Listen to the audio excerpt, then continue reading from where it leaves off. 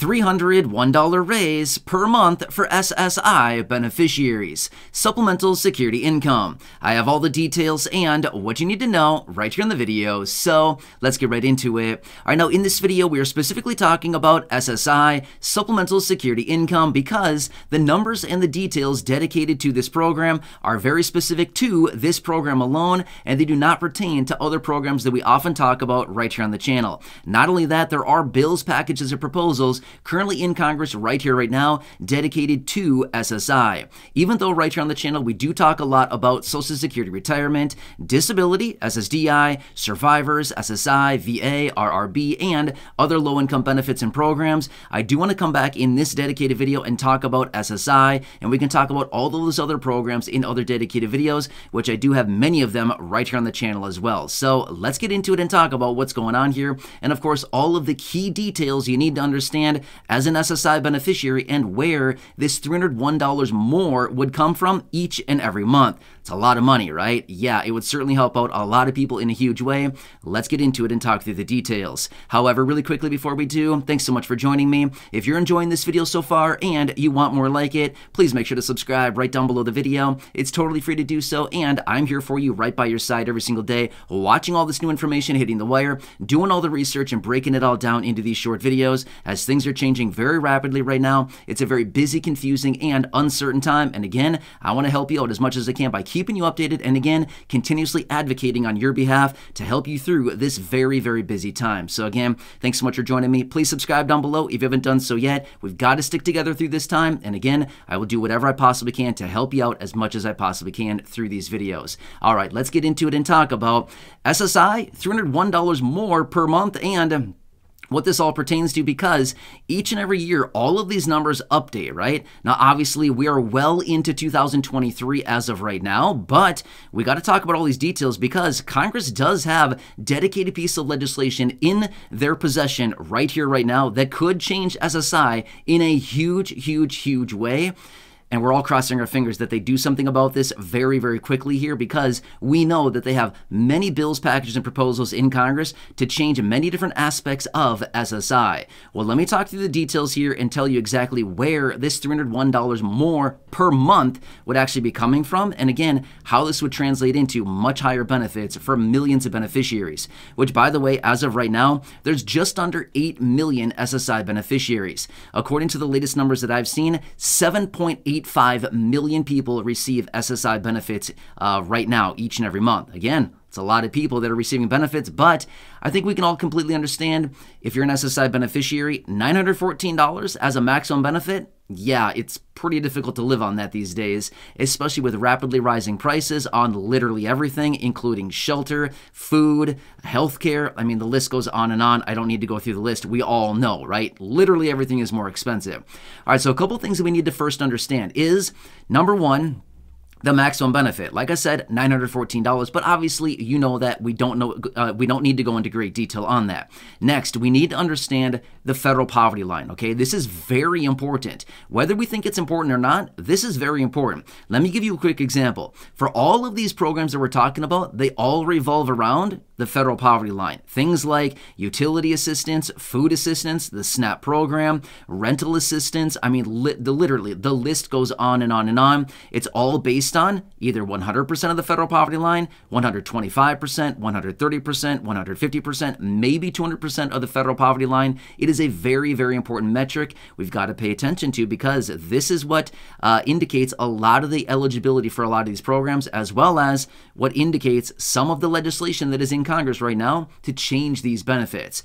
All right, so let me talk through that really fast here. And yes, by the way, I have talked about the federal poverty line in other videos because it's so incredibly important. And not only that, it has increased this year in 2023, which, yes, I also have covered in a separate video. It increased this year over last year by 7.28% over what it was last year. Almost $1,000 more the federal poverty line has increased, okay? So as of right now, the federal poverty line is $14,580 through the course of the entire year, okay? So that is what somebody, as an individual, is determined as the federal poverty line. Obviously, if somebody's income is below that, they would technically be below the federal poverty line. If somebody's income is at that level, then obviously they're at the federal poverty line. And if their income is above it, well, then they're above the federal poverty line, right? So Another interesting statistic, according to the numbers that I've seen here, about 26 million plus people are lifted out of poverty and kept out of poverty each year just because of Social Security. Okay, but that does not include SSI. Why? Well, here's why. Because the maximum benefit for SSI is $914 a month. Well, that extrapolated over the course of the entire year is about, what is that, $11,000, just under $11,000? Well, is $11,000 below the federal poverty line? It sure is. So that means SSI beneficiaries are literally being forced to live in poverty. Okay, well, there may be a fix for that because this is one of the pieces of legislation that is in Congress right now. So let me walk through all the numbers now, okay? Stick with me on this. I'll try to make this, explain this in a way that makes sense, and I try to break all this down. But again, it's, just kind of basically dividing numbers here, okay? So remember, the federal poverty line, $14,580 this year. Divided out on a monthly basis is $1,215 each and every month is the federal poverty line on a monthly basis. But wait, SSI gets $914. That's a lot lower than the $1,215 a month, right? You're right. It's a difference of $301 every single month. So SSI beneficiaries are being expected to live on $301 less than the federal poverty line each and every month. Now, tell me down below in the comment section, is that messed up or is that messed up? Yeah, that's super messed up, right? Something about that does not make any sense, right? Considering this much as well, let me throw this out there really quickly, which is SSI, even though it is administered by, administered by the Social Security Administration, it is still not technically Social Security benefits. Okay, well, what does that mean? It simply means that SSI is paid out of the general fund and it is not paid out of the Social Security Trust Fund. So what is my point? My point is they could easily boost these benefits because it comes out of general tax revenues and not out of the Social Security Trust Fund. Long story short, they could increase these benefits so incredibly easily. It's like unbelievable how easily they could increase these benefits, and it would not really have much of an impact at all. It would increase federal spending on an annualized basis by what? $25 billion, maybe $30 billion. It's not that much money, okay? They could easily pull this off.